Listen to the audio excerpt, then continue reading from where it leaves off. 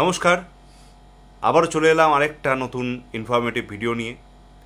আজকে আমি ফেসবুক থেকে কালেক্ট করা একটা আগেই বলে রাখি, সূত্র নারায়ণ সান্যাল কালেক্ট করা একটা পোস্ট, যদিও পোস্টটি যিনি করেছেন তার নাম আমার জানা নেই, তো সেখান থেকে আমি একটি নতুন ইনফরমেটিভ ভিডিও আজকে বানাতে চলেছি, একটি প্রতিবেদন আপনাদের উদ্দেশ্যে পাঠ করতে চলেছি। যদি ভিডিওটিকে ভালো লাগে তাহলে প্লিজ লাইক, কমেন্ট এবং শেয়ার করে দেবেন, আর চ্যানেলটিকে অবশ্যই সাবস্ক্রাইব করতে ভুলবেন না। চলে যাচ্ছি, আজকে প্রতিবেদনটি পাঠ করব। প্রতিবেদনটি হেডিং হচ্ছে এরকম, খুব ইন্টারেস্টিং: নিউমোনিয়ায় খড় নিয়ে কি হবে ডাক্তারবাবু? চলুক প্রতিবেদনটি চলুক, তাহলে দেখা যাক কি আছে প্রতিবেদনটিতে। ডাক্তার কালীচরণ লাহিড়ী ছিলেন কৃষ্ণনগরের সে যুগের ধন্বন্তরী। সম্পর্কে ইনি দ্বিজেন্দ্রলাল রায়ের কাকা, কিন্তু রোগীদের কাছে তিনি পরিচিত ছিলেন খড়ের ডাক্তার নামে। ডাক্তার কালীচরণ শেষ রাতে শয্যা ত্যাগ করে পুজো পাঠ সেরে যখন রোগী দেখতে বার হতেন, তখনও কৃষ্ণনগর শয্যা ত্যাগ করেনি, এমনকি সূর্য পর্যন্ত ওঠেনি। পরনে ধুতি, গায়ে উত্তরীয়, পায়ে খড়ম, গলায় স্টেথো, হাতে ডাক্তারির ব্যাগ। কালীচরণ পালকিতে চেপে রোগী বাড়ির তালিকায় টিক দিতে দিতে এক এক দিন এক এক দিকে চলে যেতেন। শান্তিপুর, ফুলিয়া, নবদ্বীপ, কোথায় না গেছেন তিনি। রোগী দেখে প্রেসক্রিপশন লিখতে লিখতে তিনি ক্রমাগত এগিয়ে যেতেন। গঙ্গা স্নান সেরে বাড়ি ফিরে যখন আহারে বসতেন, তখন সূর্য ডুবে গেছে। রোগীর বাড়ির লোকজন ওষুধ নিতে একের পর এক আসত গোয়ারি কৃষ্ণনগরে ওর ঔষধাগারে। প্রেসক্রিপশন আবার দু জাতের হতো। মাথায় ঢেরা চিহ্ন দেওয়া থাকলে কম্পাউন্ডার বুঝে নিতেন রোগী গরিব, ওষুধের দাম নেওয়া চলবে না, সেটা দাতব্য চিকিৎসার নথিতে যাবে। একদিন কম্পাউন্ডারের হাতে এলো একটা ঢেরা চিহ্ন দেওয়া প্রেসক্রিপশন, মাত্র 6টি বাংলা অক্ষর তাতে লেখা। বাংলা অক্ষরই তো। কম্পাউন্ডার ভালো করে দেখলেন, চশমার কাঁচ মুছলেন, কাগজটা কাছে দূরে নানাভাবে ধরে পড়তে চেষ্টা করলেন, কিন্তু ওষুধের নামটা কিছুতেই বুঝতে পারলেন না। তার পরিচিত নাম তো নয়। বাধ্য হয়ে তিনি বললেন যে, ডাক্তারবাবু, তিনি না এলে তিনি এই ওষুধ দিতে পারবেন না, ওষুধের নাম ঠিক বোঝা যাচ্ছে না।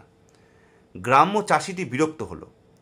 এ কি কম্পাউন্ডার, নিজের ডাক্তারের হাতের লেখা পড়তে পারছেন না? যাই হোক, সে আর কি করবে, অপেক্ষা করতেই হবে। যথারীতি সন্ধে লগ্নে পালকি চেপে ফিরে এলেন কালীচরণ ডাক্তার। চাষিটিকে দেখে তিনি জিজ্ঞেস করলেন, কিরে, তুই এখনো বসে? কম্পাউন্ডার তখন প্রেসক্রিপশনটি বাড়িয়ে ধরে প্রশ্ন করলেন, এটা আপনি কি লিখেছেন? কেন, বাংলাতেই তো লিখেছি, পড়তে পারলে না? এক গাড়ি খড়। কম্পাউন্ডার হাঁ, চাষিটি অবাক। সে তার বাবার জন্য ওষুধ নিতে এসেছে, খড় দিয়ে কি হবে ডাক্তারবাবু? ওই যে প্রথম হেডিংয়ে পড়েছিলাম ওইটা। শোনো, ওর বাপের নিউমোনিয়া হয়েছে, গিয়ে দেখলাম রোগীর ঘরের ছাদ দিয়ে অঝোরে বৃষ্টির জল পড়ছে। ওষুধ দিয়ে কি হবে, আগে ছাদটা মেরামত করতে হবে তো, তাই এক গাড়ি খড় ওদের বাড়ি পাঠিয়ে দাও, খরচাটা আমার খাতেই লিখে রেখো। কেমন লাগলো? আমার তো ভীষণ ভালো লেগেছিল যখন এটাই পড়েছিলাম প্রথমবার, পাঠ করতে আরও ভালো লাগলো। আমি এই পাঠগুলো দেখেই করি মূলত, যেহেতু আমি ক্রেডিট দিই, মানে যিনি লেখক, যেখান থেকে আমি সংগ্রহ করেছি সেটাকে ফুল ক্রেডিট দিই, তো এটা তো আমার নিজের লেখা না। আমি কেন কপিরাইট অ্যাক্টের এগেনস্টে গিয়ে নিজের লেখা বলে চালাবো? একদমই না, সেটা উচিত না, সেটা একদম ক্রাইম। তো আমি ক্রেডিট দিয়ে ভিডিওগুলো বানাই। তো আমি দেখে পড়ার একটাই উদ্দেশ্য, আমি না দেখেও এটা পড়তে পারতাম, অনেকেই সেরকমভাবে ভিডিও বানান, কিন্তু আমি অ্যাজ ইট ইজ এটাকে রাখবো, হুবহু এটাকে রাখবো। কোনো রকম কমা দাড়ি, মানে জ্যোতিচ্ছেদ, বা কোনো রকম কোথাও একটা শব্দও আমি এদিক ওদিক করবো না, যেহেতু এটা আমি অ্যাজ ইট ইজ রাখতে চাইছি, কারণ এটা কারোর একজন লেখা, সেই জন্যই আমি এটা দেখে পড়ছি। যখন এটা থেকে এডিট করে, কাটাছেড়া করে, ডিসেকশন করে আমি আমার মতো করে কোনো ইনফরমেশান জোগাড় করে, গুগল থেকে, উইকিপিডিয়া থেকে, সমাজ মাধ্যম থেকে জোগাড় করে নিজে বানিয়ে, নিজে কিছু লিখে সম্পূর্ণ ইউনিকলি আমি আপনাদের সামনে পাঠ করব, তখন অবভিয়াসলি আমি আর দেখে পড়ব না। তো এরকম না দেখে পড়লে হুবহু শব্দ তো বলা সম্ভব হবে না, একটু তো নিজের ভাষা শব্দ চয়ন হয়ে যাবে, একটু গণ্ডগোল হবে। তাই হুবহু বলার জন্যই দেখে পাঠ করা, অন্য কোনো এর পেছনে অন্য কোনো উদ্দেশ্য নেই।